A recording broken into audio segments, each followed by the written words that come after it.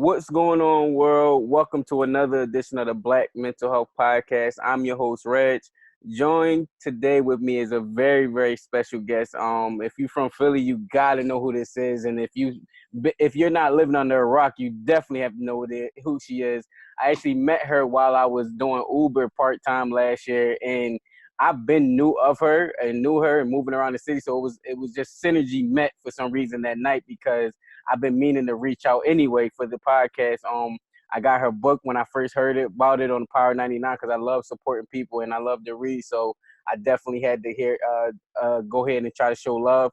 But I'm gonna let you introduce yourself. Tell people a little bit about what you do. Oh, I didn't know you got the book. That's so awesome. So Sonia Lewis, CEO of the Student Loan Doctor, based here out of Philadelphia, but we serve clients nationwide. Just a little girl that decided she didn't want to be broke no more, just out here tackling Sally Mae. It's so weird.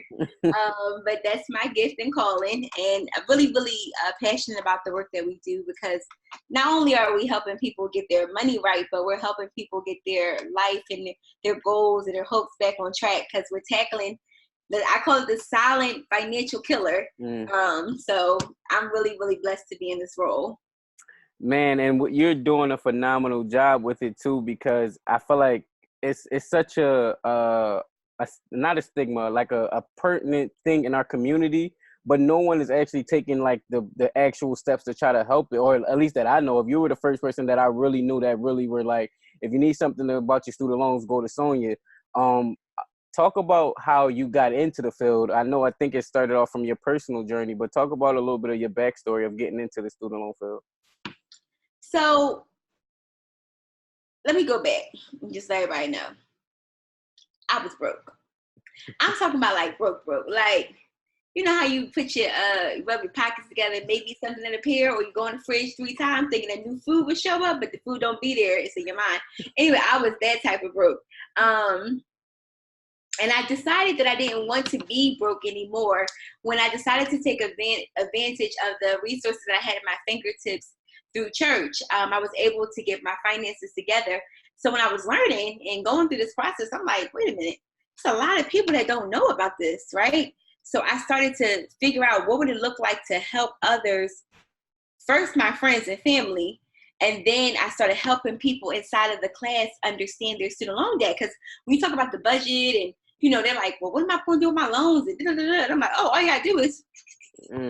So that's where your gift is. Like when you say all you got to do is, that's your moneymaker. And the girl was like, well, can you talk to my cousin? I'm like, yeah. And then next person was like, oh, my friend is going to come here after church and talk to you. I'm like, oh. But then I was like, Jesus didn't say everybody for free. I didn't hear that word. I still didn't hear it. So what I decided to do ultimately was, I'm like, well, what would it look like to sit with somebody for a half hour or hour? Like, what would that cost? And ultimately what I decided was, I was like, I'm going to put a number to it and see if it sticks. And people showed up, didn't miss appointments, paid in advance. So I started doing the numbers on it. I'm like, I might could leave my job.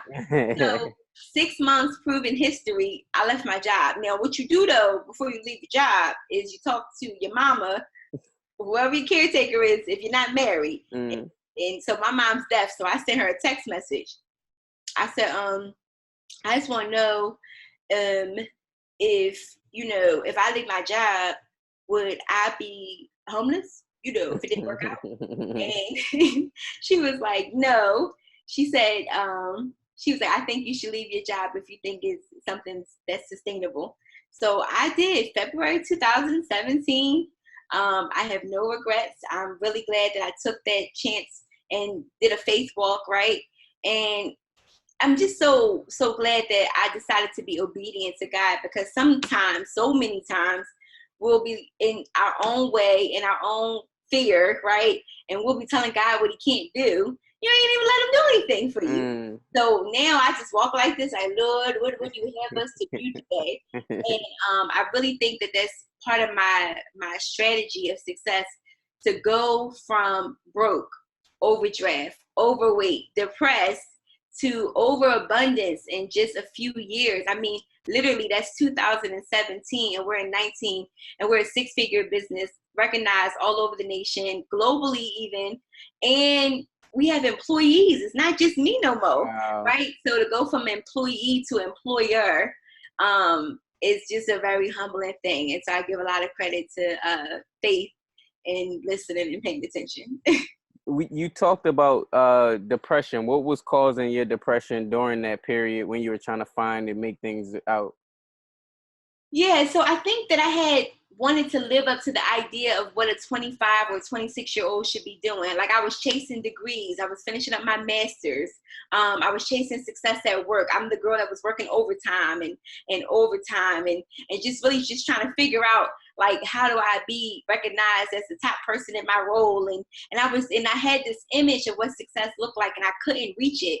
And then personally I was trying to have relationships with men that didn't really get it. You know, I have more hustle than a man. Like that's a fact. And I'm like, well, bro, what you trying to do? You know, and then it's like I've always been a beacon of light for others, so I can always encourage and bring people along with me. So I'm a captain saver.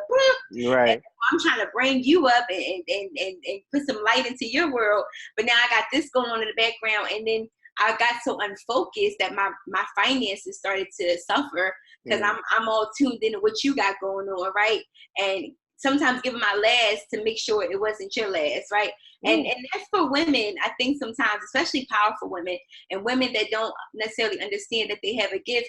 You sometimes, I heard a good sermon earlier called The Pressure of the Gift, right? By Keon Henderson. What I understand now, like as of today, is I have to be protective of this gift. This is a national gift. This is a global gift. This is not a gift reserved for one person. And when you're not careful, you give, you get depleted. And I found myself with nothing. I mean, a car note. I'm one more payment, few missed days away from a repo. Everything's overdue, shut off notices. And it's not that I didn't make money. At that time, at 26 years old, I was making $60,000 a year, no children, just, you know. So you're probably thinking like, well, dang, like, well, why couldn't she manage that?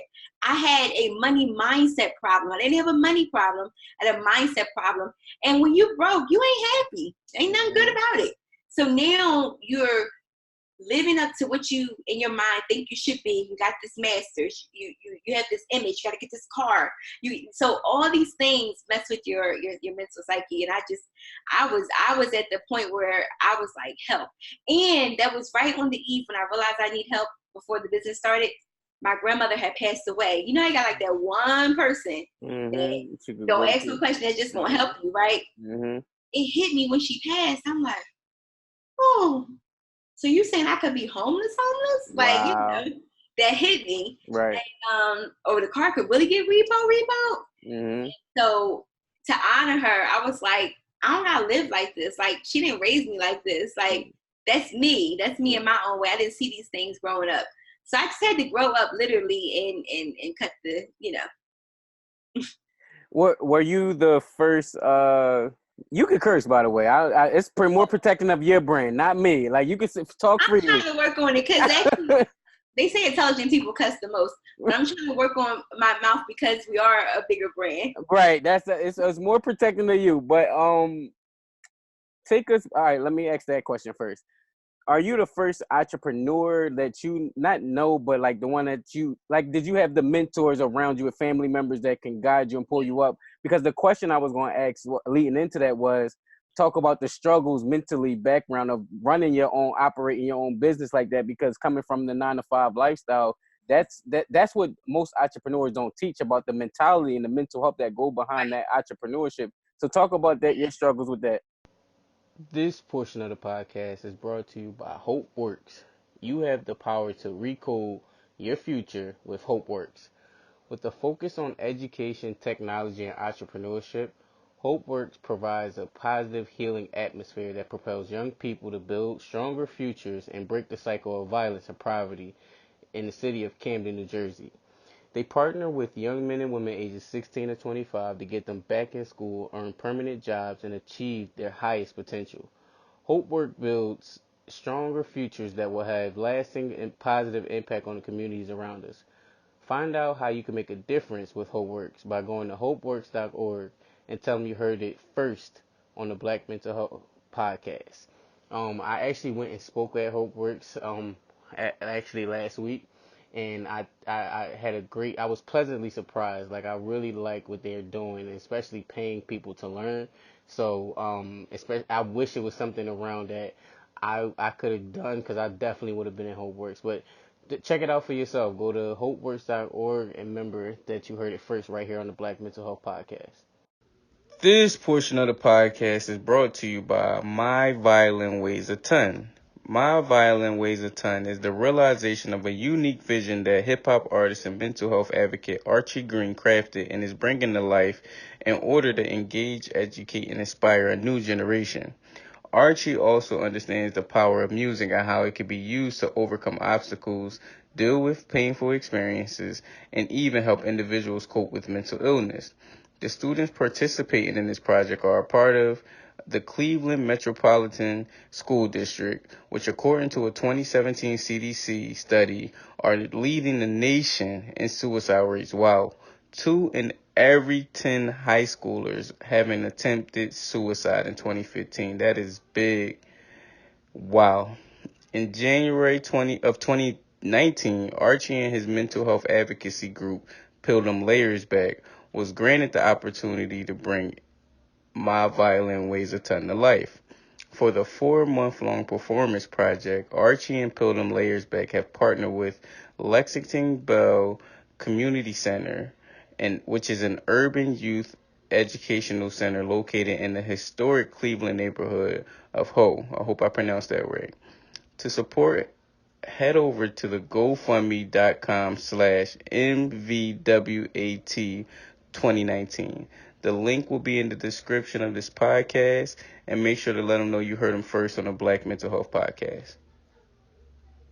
It's a great question. So I've had entrepreneurs around me, but I didn't have any direct influence.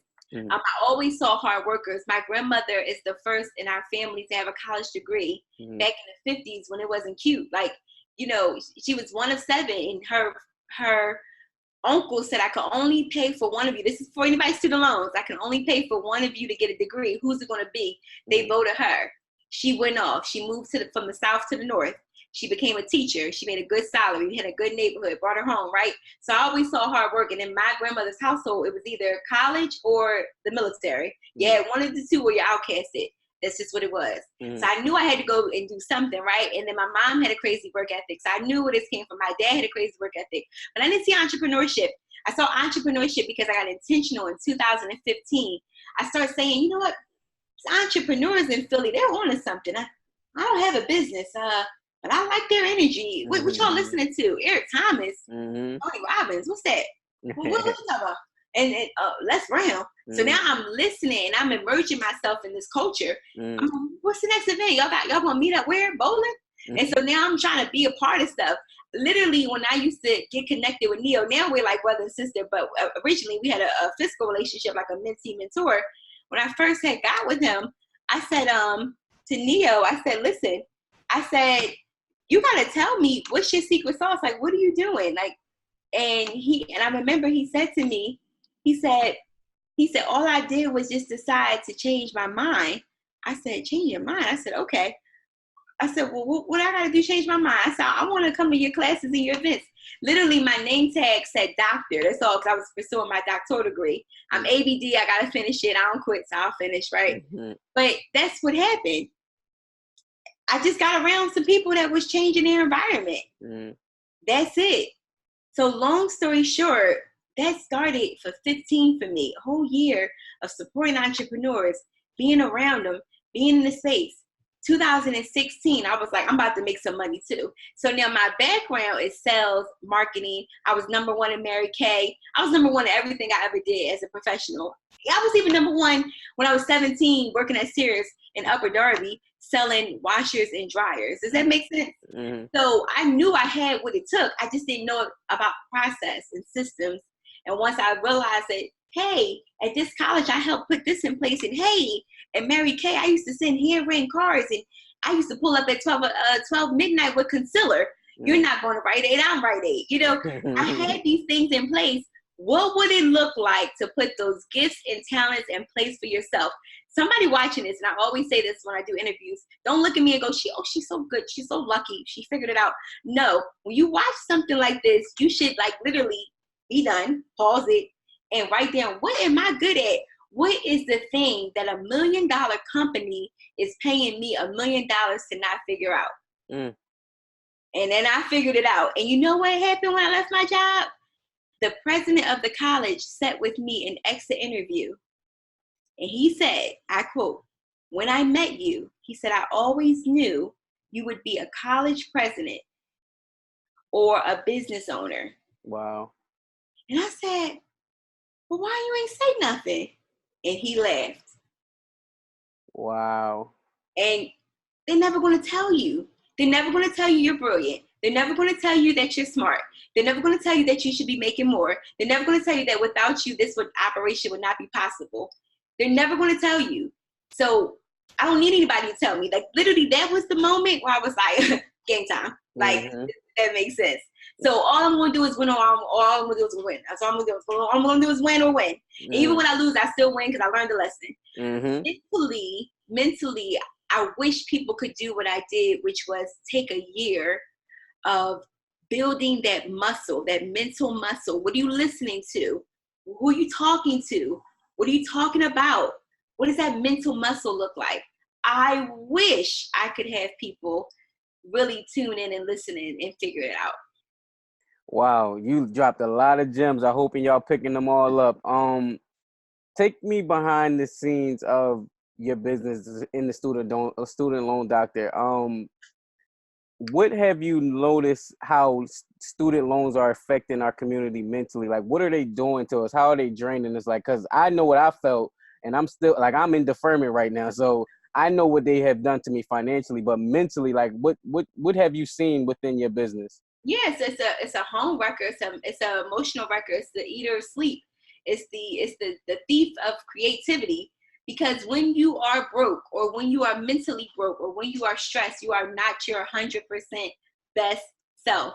And so what was happening, I was realizing when I was having these one-on-one appointments initially, do the work. Now I have a team, and I make sure that my team is empathetic like I am. People would get on the phone like, hey, Reginald, today, excited to talk to you about your consultation, and da-da-da-da-da, da-da-da-da-da, and tears.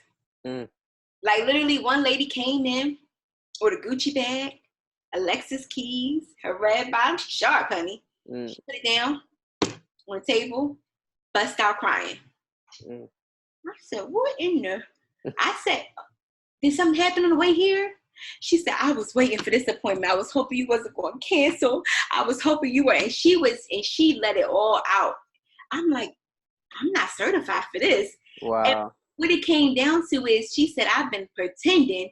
She said, I got these red bottoms on. I got this new car. She said, I'm sharp every day. She said, but I am overdrafting because they are garnishing my wages. Wow. But we'll never know. See, I can't look at you and see your credit score. I can't look at you and see your bank account. Now, I will be honest, since I started the student loan doctor, people do feel different when they broke. I feel the energy now. But I don't judge it. I just can't hug me. I can't let that rub off now. It's a spirit. But I just tell people, you can, if I meet you in that place, I'm here for it, right? But you better not be around me for too long and stay in that place. That's weird. Don't stay in that mindset. Don't stay when you're around resources. And I think sometimes in our community, particularly millennials and African Americans, we don't talk enough about money. We don't give each other enough encouragement or enough support. We just keep on dancing around, right? So just trying to figure that whole narrative out. Wow. I want to transition into something because I've been watching your journey for a while. It's hard not to, especially with as much impact. And when you're making that impact and making that the changes in people's lives, you're going to get noticed. So I know one of the major changes you had was your weight loss journey. And I guess talk about your mindset and your mental health before, and then talk about how it is afterwards. Like, take us along the journey. And what I'm going to try to do is find for you while we're on here. I can do share a picture of an old picture of me so people can get a real good picture idea. Okay. I love after pictures, and they my own, right? I'm so weird. So the point is, I decided in 2017, but before that, I decided I just needed the right health insurance, but I found it with my last job, and I was like, I'm gonna make it work. And people don't know, I had to pay $1,000 a month copay, Cobra, when I left my job. So Jesus, Wow. he cleared it. I didn't clear it, okay? Wow. And I was so determined to get this surgery. So long story short, what happened was, I decided that I ain't want to be fat no more. Like, I'm pleasantly plump now, right? Now I got to lose. Can that be the title of this podcast? I ain't want to be fat. To be the title. You can find something else. But that is what my real life thoughts were. What I realized is God is about to use me and blow me up. Like, y'all don't understand. I knew the blow up was coming, and that's why I made sure that $1,000, I don't care if I had $5 in my name afterwards, got paid, because I needed this surgery. I had lost weight on my own, 10 pounds, 20 pounds, 10 pounds, 20 pounds.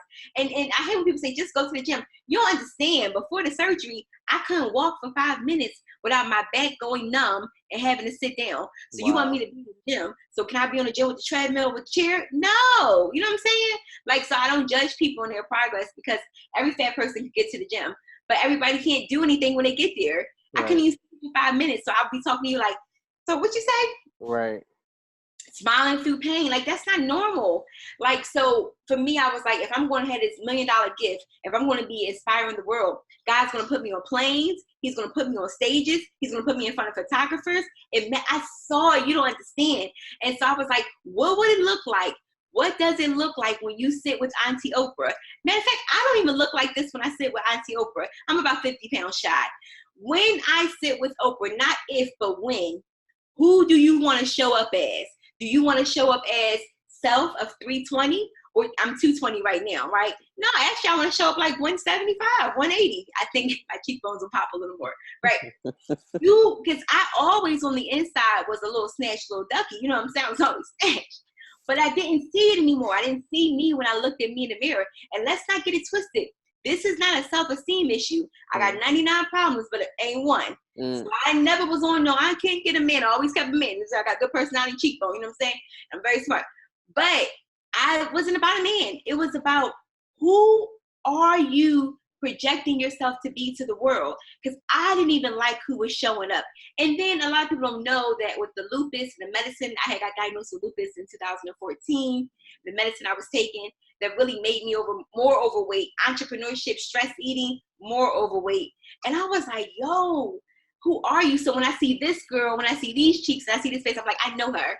And it's funny, my face is still changing every 3 to 6 months. Like, if you ever go on my Instagram when you get time, darling, and you look at my photos, literally my face is still reconstructing itself, because weight moves, shifts, change. There was a point where I lost a certain amount of weight where I was like, ooh, this is an ugly duckling face. Child, when is going to be over? Ooh, I look like a little boy, because my face got long. It just was weird. What I'm going to try to do, let me see if I can find a photo so you can really get a good example of it, an idea.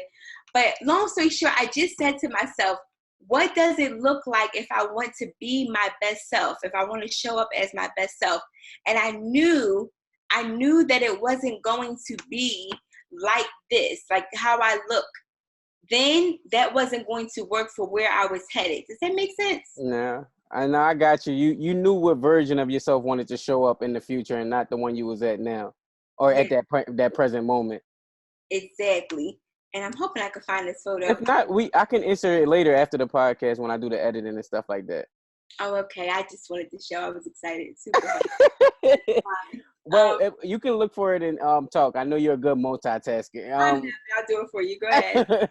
Talk about the effect of lupus and what that played on your mental health, your physical health. Like, how are you still able to balance entrepreneurship, balance like having a life period, being whoever you want to be? Like, how do you balance that with having that medical condition? Yeah, so lupus for me was the wake up call and the indicator of when I'm too stressed and pressed. Literally, it is the best thing that has ever happened to me. And I say that cautiously because there are some people that don't survive or beat it. But it was the best thing that ever happened to me because it allows me to check stress. I no longer argue with people. I don't get stressed out. I go, is that a fever? Is that, oh, shoot, we gotta go.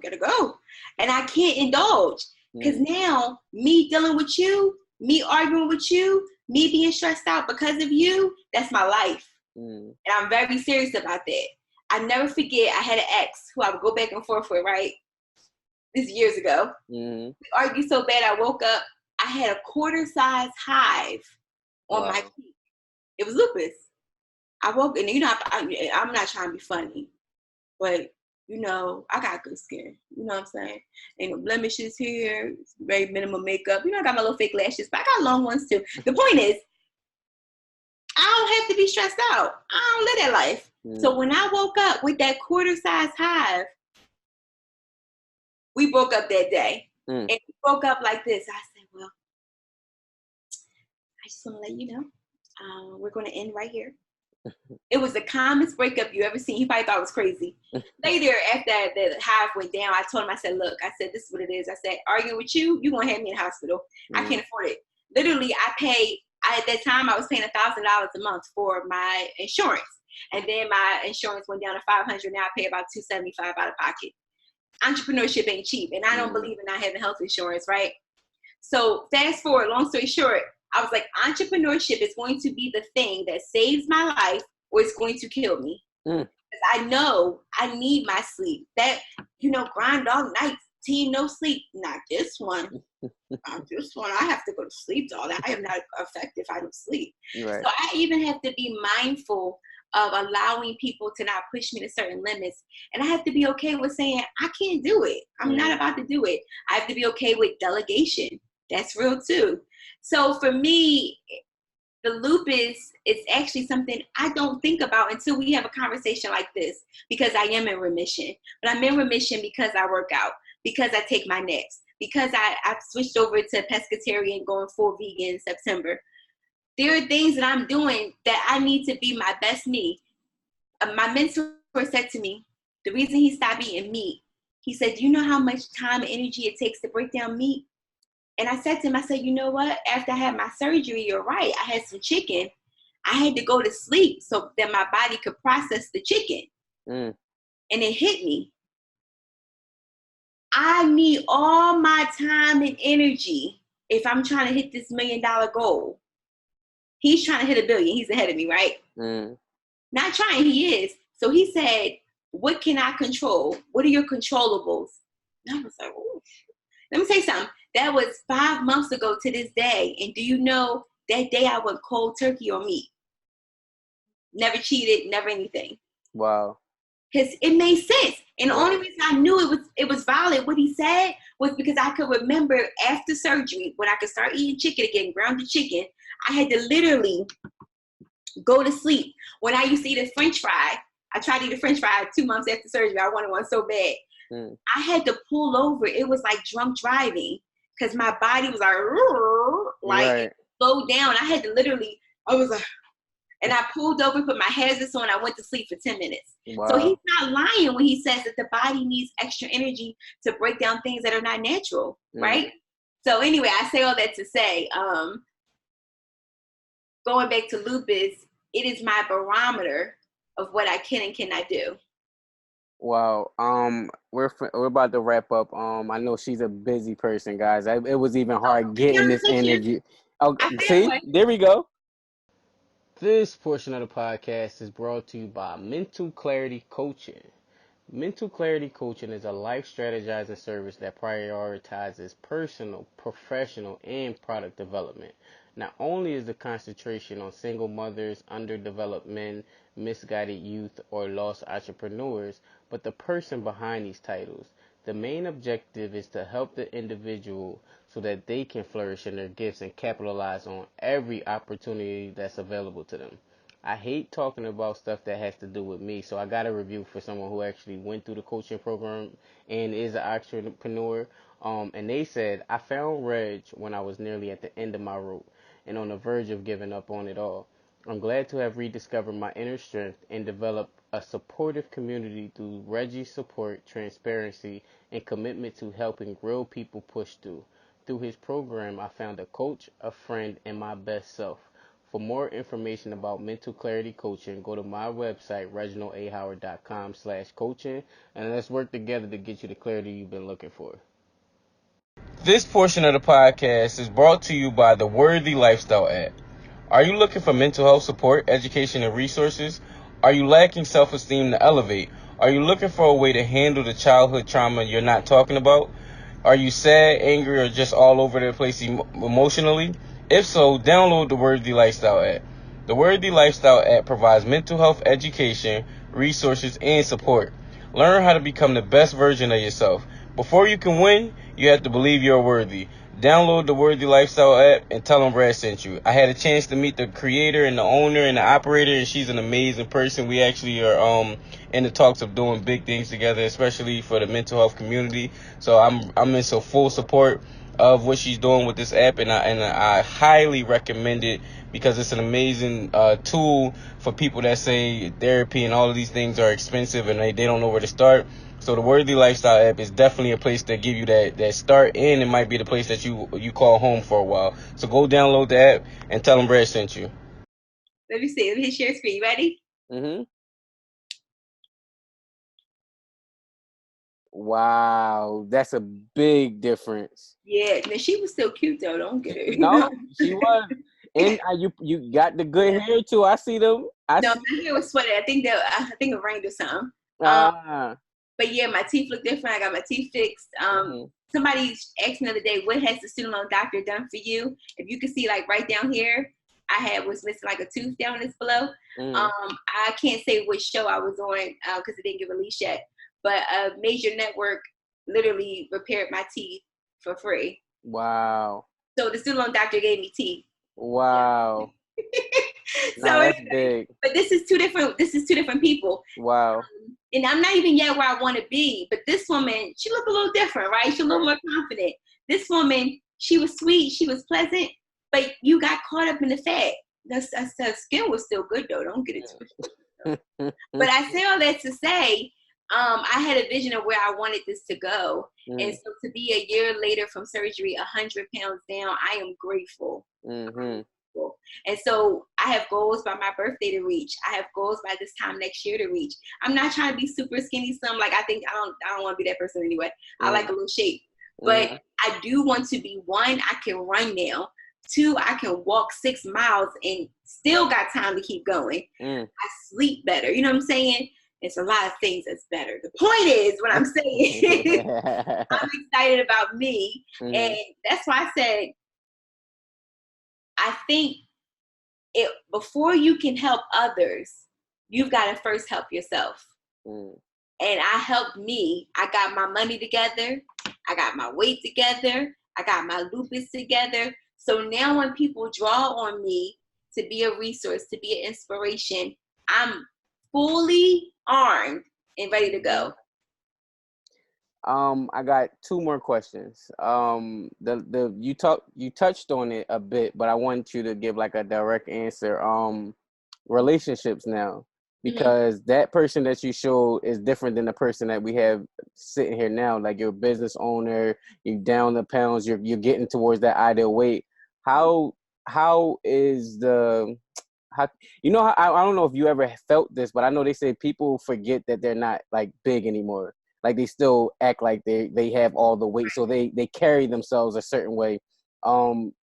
Has your relationships with men gotten better or worse because of the fact that you lost the weight and you own businesses and you're operating, you move? Because I know that can create a sense of insecurity with certain men because they can't handle it. Like, just talk about how relationships with men change since that your transformation and why you're transforming. So what's funny is I'm on the eve of a breakup. Wow. And literally like a couple of days ago.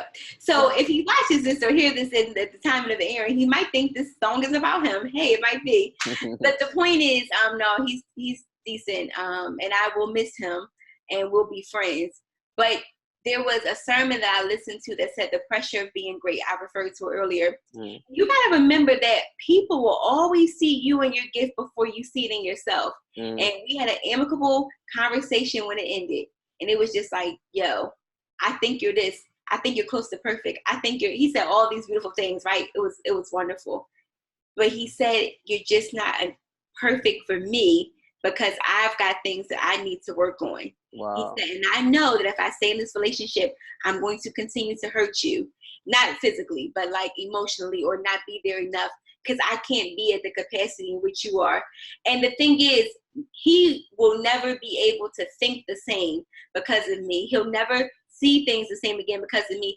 Because if I'm here, if I'm in a room with millionaires and billionaires, then you better believe I'm coming back and I'm bringing that home for the village. And now I'm talking about to you. Oh, you want to go to Home Depot and build a ship so we can go to Mars? Well, what we got to do? What parts we need? I'm the girl that's going to level you up.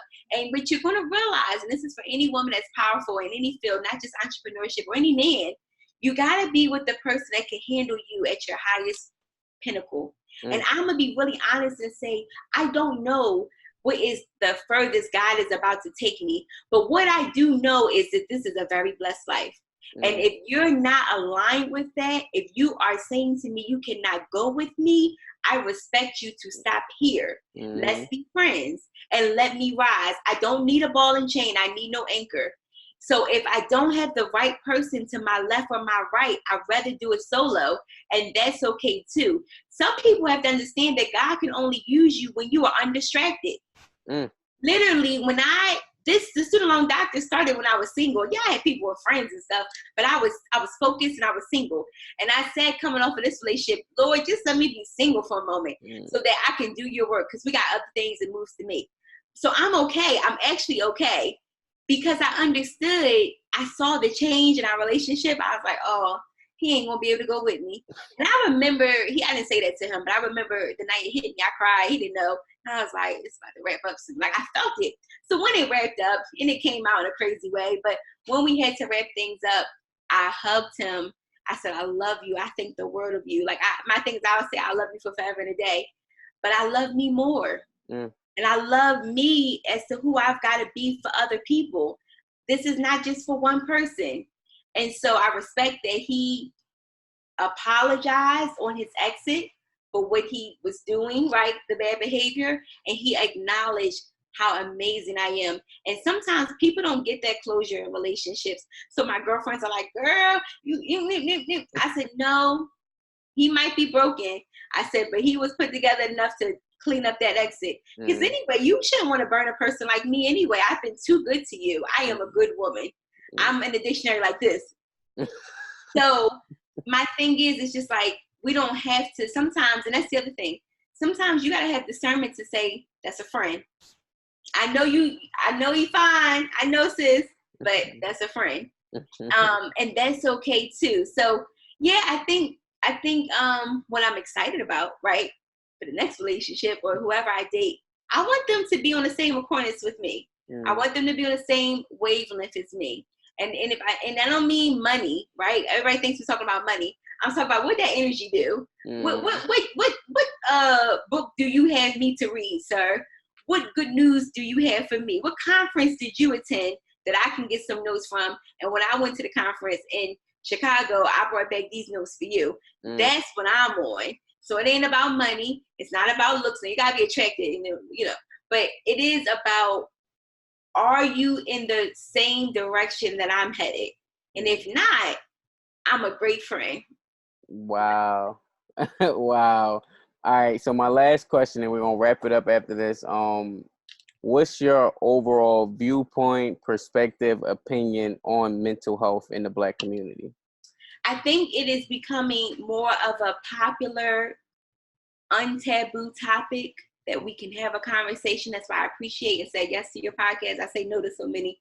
I would be doing like 2 a day, right? But I think the work that you're doing is important, because a lot of times people skip money and finances, like I told you, and they're like, student loans, they got nothing to do with it. Yes, it do, sis. If you're a millennial, college graduate, college attendee, African American, You are thinking subconsciously about what you can and cannot do with in regards to these loans. Can you home buy? Is your credit? And this doesn't have to be a factor. You're going to have 99 problems, but student loans don't have to be one, right? So I appreciate the work that you do in this field, because you are creating a topic and a platform. Only reason I believe we popped, is because I am the voice and the change of the community that I wish to see. And then people gravitate to the page, about like 15, 20 followers a day, right? Because they're like, yo, ain't nobody else talking about this. I will, darling. Let me elaborate. And I do it in a way that I don't want to bash anybody. I don't want anybody hurt's feelings. I don't want to make you more down and out. Now, I will say some stuff on Instagram that will hurt your feelings, because incomes change. But I do make sure I wrap it up with a virtual hug. And on that note, guys, we're going to follow her on Instagram, support her book. It's a very, give the name of it first, too. Yep. So follow me on Instagram, The Student Loan Doctor. If they need our help, they might be like, well, how can I work with her? We have free discovery calls, right? DoctorPleaseHelpMe.com. If you're looking for our book, StudentLoanWorkbook.com. Facebook, and we have an online community, SLD University. It's $9 a month. And we really just try to keep it affordable so we can pour into each other daily, motivate each other daily, and have these conversations, these virtual conversations, bi-weekly. And then we have a podcast on iTunes. We revamped under The Student Loan Doctor, a radio show every Thursday. It's a lot going on in my world. I don't know how to do, actually. It's like 6 of them. But I just hit as much content so that you can consume me. Webinars, radio, podcasts, IG, free. You don't have to pay a dime to get some good information. And when you do work with us, it's because you know that I gave. And so then you'll be comfortable. They already bought in before they bought it. So, and on that note, guys, just support her, man. She's doing great things out in the community, especially within our community. And she's a sister, guys. So please support her, and we're going to push her and uplift her to get her to these platforms so that way she can be the voice for us, because she understands where we come from and what's mentally affecting us. And on that note, remember that this platform has never been about a replacement to therapy. It's an alternative, and it's a place where people can share therapeutic stories. Thank you for listening.